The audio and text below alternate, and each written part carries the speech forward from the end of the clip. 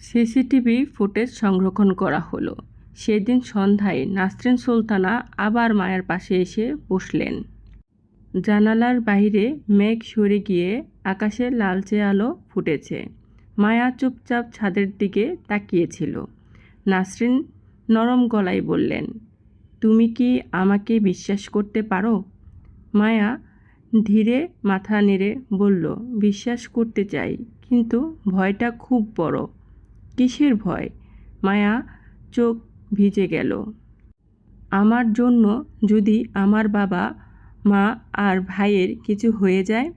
নাসরিন কিছুক্ষণ চুপ থেকে বললেন, একজন অপরাধী যখন ভয় দেখিয়ে মানুষকে চুপ করিয়ে রাখে তখন তার শক্তি আরও বেড়ে যায়। কিন্তু আইন আছে, রাষ্ট্র আছে, তুমি একা নও।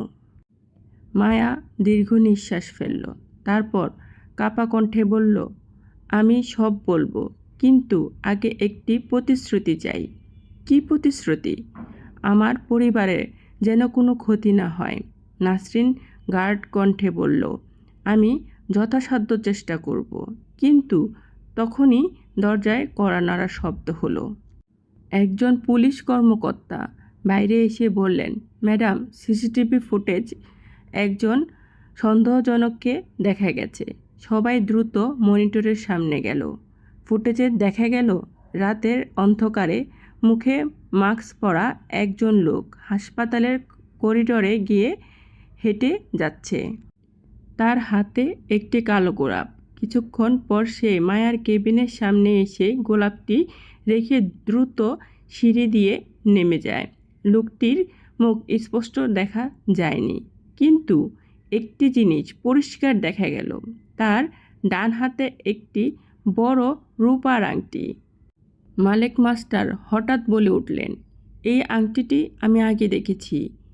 সবাই তার দিকে তাকালো। আরিফের ড্রাইভার কাশেম সবসময় এই ধরনের আংটি পরে। পুলিশ কর্মকর্তা সঙ্গে সঙ্গে বিষয়টি নোট করে নিলেন। এদিকে চারকান্দা গ্রামের অন্য এক ঘটনা ঘটেছে। সকালে মসজিদের সামনে বসে কয়েকজন বৃদ্ধ মানুষ আলোচনা করছিল। তাদের একজন বললেন, আমরা কি ঠিক বিচার করেছি? আরেকজন দীর্ঘ নিঃশ্বাস ফেলে বললেন, শুধু মেয়েটার কথা শুনলেই তো হতো, আমরা তো শুনতেই চাইনি। এই কথাগুলো দূর থেকে শুনছিলেন কাদের মিয়া। তার বুকটা কেঁপে উঠল। বাড়ি গিয়ে তিনি মেয়ের খালি ঘরে ঢুকলেন। ঘরের এক কোণে এখনও পড়ে আছে মায়ার স্কুল জীবনের বই। একটি